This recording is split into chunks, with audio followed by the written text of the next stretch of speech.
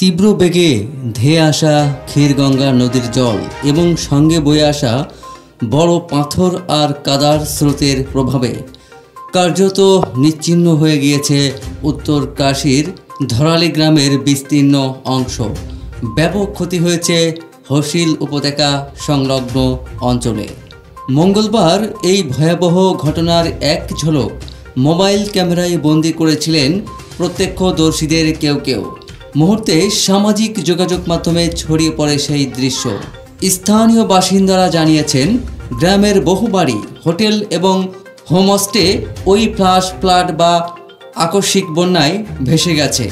জেলা প্রশাসন জানিয়েছে, এখনও পর্যন্ত 4 জনের মৃত্যু হয়েছে, বহু মানুষ নিখোঁজ রয়েছেন।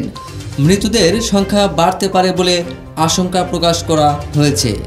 সেনাবাহিনী, disaster response force NDRF, state disaster response force SDRF, জেলা প্রশাসনের তরফে দ্রুত উদ্ধারের কাজ শুরু করা হয়েছে।